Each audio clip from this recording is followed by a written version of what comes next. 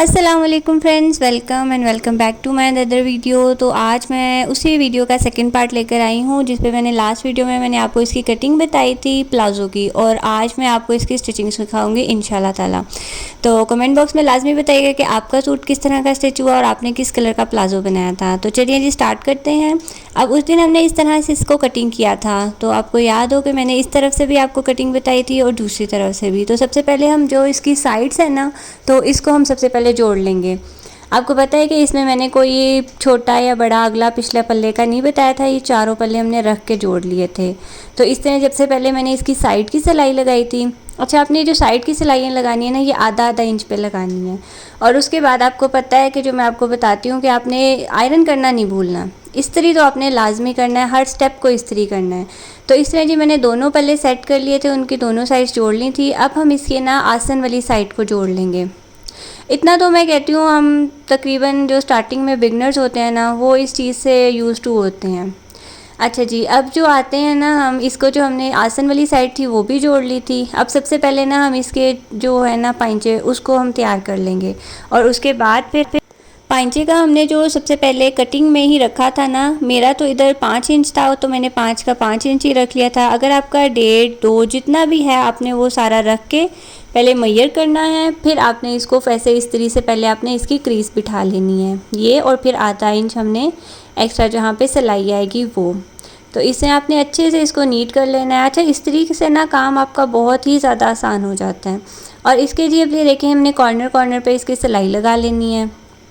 अब जब हमारा ये भी तैयार हो जाएगा ना, तो हम इस पे आएंगे इसकी मेन पार्ट पे, जो मैंने आपको लास्ट वीडियो में भी बताया था कि प्लाज़ो का जो होता है ना, अगली तरफ हम जहाँ पे नेफा मोड़ते हैं वहाँ पे हम इसको बुकरम से बेल्ट लगाते हैं, और बाकी पिछली साइड पे ना इसके हम इलास्टिक डालते हैं, जिससे इसकी ना जो मतलब एक फॉल होती है ना, वो बहुत प्यारी आती है। तो चलिए जी उसकी तरफ चलते हैं, जो मेन पार्ट है इस वीडियो का, जिसकी वजह से मैंने आपके साथ इसकी स्टिचिंग शेयर की है। तो जी, जो हमने ऊपर से नेफे की जगह रखी थी ना, नेफा मोड़ने के लिए 2 इंच, उसमें हम सबसे पहले ना इसको आधा इंच या उससे भी कम पे ना रख के इसको सिलाई लगा लेंगे, ताकि हमें इलास्टिक लगाते हुए ना वो मुश्किल ना हो। तो ये देखें, इस तरह मैंने पूरे ऑल ओवर ना इसको ज़्यादा नहीं फ़ोल्ड करना, बस एक फ़ोल्ड भी देंगे ना आप, उसके ऊपर सिलाई लगा लेनी है। अच्छा, अब जो आती है ना बेल्ट, वो मैं आपको बताती हूँ कि उसका साइज़ आपने किस तरह रखना है।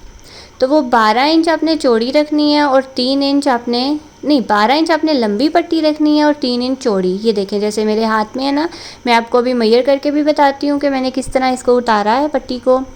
अच्छा, ये जो मेरा पेपर है ये बुकरम है, तो आपने बुकरम ही लेनी है, उससे ज़रा ये नीट बनती है। 12 इंच चौड़ी थी, 12 इंच लंबी थी और 3 इंच ये चौड़ी थी। अच्छा, अब इसको ना आपने इसको सेंटर में रख के ना, सेंटर निकालने के लिए जो सबसे इजी वे है ना, इसको हाफ़ करके उसको ऐसे आप आधा कट लगा लें, और जो अपनी सेंटर की सिलाई है ना, उसको आप ये देखें इस तरह इसको पेस्ट कर दें।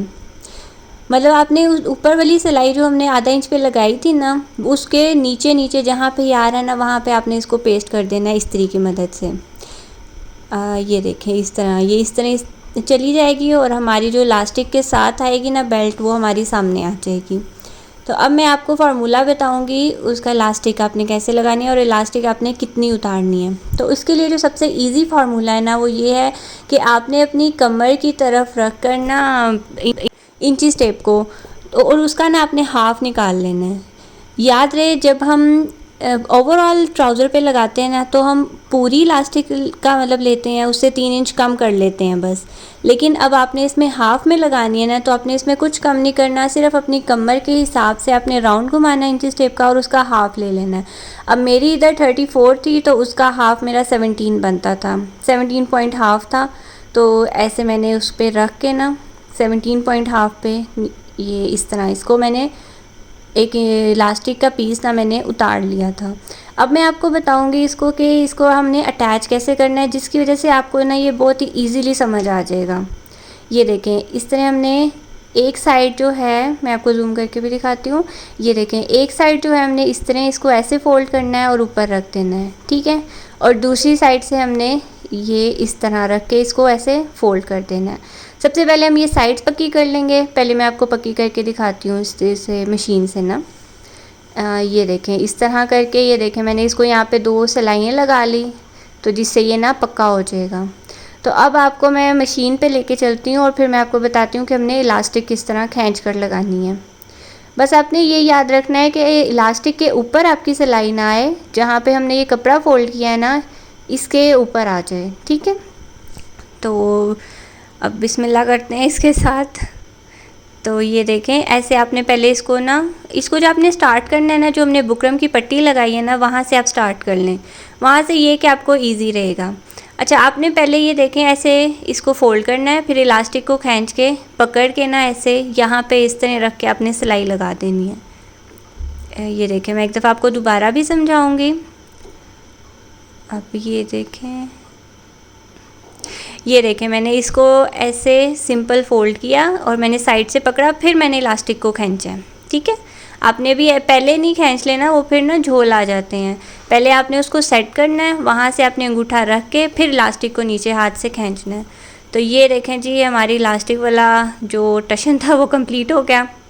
अब जो हमारा रह गया है वो सिंपल साइड की सिलाइयों का रह गया है। तो जब हमने कटिंग किया था तो मैंने आपको बताया था कि हमने थोड़ा सा कर्व देना है। तो आपने उस निशान के हिसाब से ना, जिस पे पहले निशान लगे होंगे उस पे आपने पहले सिलाई लगा लेनी है, और उसके बाद फिर उन्हीं निशानों पे ना दूसरी तरफ जो हमारा साइड होती है ना ट्राउज़र की, उस पर भी मैं आपको बताऊंगी कि कैसे आप इजी वे में ना उस पर भी निशान लगा सकते हैं। और ये आपको बताया कि मेरा फार्मूला है कि यहाँ से आपने दूसरी तरफ नहीं लेकर जानी, इधर से बाहर की तरफ सिलाई निकाल देनी है। तो ये देखें, अब मैंने इसके ऊपर जो है ना फाइनल लगा ली थी। अब मैं आपको बताऊंगी कि हम दूसरे ट्राउज़र के जो पाइंचा होता है ना उसके ऊपर कैसे सेम टू सेम निशान लगा सकते हैं। ऐसे आपने इक्वल रखना है इसको। अब जहाँ पे आपकी सिलाई होगी ना वो आपने फ़ोल्ड करते जाना है। अब ऐसे आप फ़ोल्ड करते जाएंगे तो आपके पास एक प्रॉपर एक बिल्कुल सिलाई का निशान आ जाएगा। उसके ऊपर आपने निशान लगाते रहना है और जस्ट उसके ऊपर आपने सिलाई लगा देनी है। अच्छा, निशान से ना ये बहुत फ़ायदा हो जाता है कि आपको ना सिलाई लगाने में कोई मसला नहीं रहता। अब ये देखें, मेरे पास एग्जैक्ट वही वाला ना जो साइज़ दूसरे पांचे का था वही इसका आ गया है। अब मैं सिंपल इसी निशान पे ना सिलाई लगा लूँगी और ये देखें जी, मेरा सिलाई लगा के बिल्कुल फिट हो गया। अब आते हैं मेन पार्ट, वो है जी हमारा इस्त्री। अब इस्त्री से पहले जो आपके ये साइड के होंगे ना, इस्त्री आपने फुल रखनी है। बस ध्यान रहे आप अपनी इस्त्री के हिसाब से उसको सही रखें, टेम्परेचर ना उसका। तो जो साइड्स होंगी ना, सबसे पहले हमने उनके ऊपर टारगेट करना है, उसको पहले खोल के इस्त्री करना है, फिर उनकी क्रीज बिठानी है। और अगर आप ये एक दफ़ा अच्छे से क्रीज बिठा लेना, आपके ट्राउज़र की क्रीज हमेशा बैठी रहती है और फिर हमारा बिल्कुल जो लुक एक टेलर वाली होती है ना वो वाली लुक आती है। तो ये देखें, यहाँ से मैंने इसको पकड़ के, क्योंकि यहाँ पे ना हमने एक कर्व दिया है तो अंदर कपड़ा होता है, तो यहाँ से आपने ना इसके ऊपर सही इस्त्री गर्म वाली रख के ना फिर आपने इसको प्रेस करना है। और ये देखें जी, हमारे सारे बल शल इसके निकल गए हैं, एकदम क्रीज बिल्कुल फिट हो जाएगी। और दूसरी साइड से भी हम इसी तरह कर लेंगे। अब मैं आपको एक साइड तैयार करके दिखाती हूँ, फिर दूसरी भी मैं आपको दिखाती हूँ। अच्छा, आपने ऊपर तक अच्छे से इसको एक दफ़ा इस्त्री करना ज़रूर है, ठीक है। और ये हमारी दूसरी साइड भी तैयार हो गई। अब आते हैं जी इसकी मेन पार्ट के, जब जो है इसकी सेंटर की क्रीज, जिससे कि ये फिनिश लुक देती है और जिसकी वजह से मुझे लगता है कि आप लोगों ने मुझे इतनी फरमाइश की थी कि हमें ये वाला प्लाज़ो स्टिच करना सिखाएं। तो ये देखें, इस तरह इसको खोलकर सिलाई के मिड में सिलाई लाएंगे और इसको इस तरह से रख कर पहले हम अच्छे से क्रीज बिठाएंगे साइड्स की, और आपने साइड पे इसको अच्छे से रगड़ के इस्त्री लगानी है ताकि इसकी जो जितनी भी ये है ना क्रीजें ये बैठ जाएं। और ये देखें जी, ये इस तरह ये इसकी फ़ाइनल लुक तैयार हो जाएगी आपके सामने। आप खुद मुझे ना कमेंट बॉक्स में आकर कहेंगे कि आप ही हमारा ट्राउज़र बहुत प्यारा स्टिच हुआ है, इंशाल्लाह। और लाजमी आपने मुझे कमेंट बॉक्स में बताना है कि आपका ट्राउज़र किस तरह का स्टिच हुआ है। कहीं से भी कोई भी प्रॉब्लम हो आप मुझे इंस्टाग्राम पे, टिकटॉक पे, पर्सनल पे भी मैसेज कर सकते हैं, और कोई भी कन्फ्यूजन हो तो आप कमेंट बॉक्स में भी पता कर सकते हैं। उम्मीद है कि आपको इसकी स्टिचिंग और कटिंग बहुत इजी लगी होगी। और नेक्स्ट वीडियो इंशाल्लाह मेरी कुर्ते पे कटिंग पे और स्टिचिंग पे होगी, और आने वाले हफ्ते में इंशाल्लाह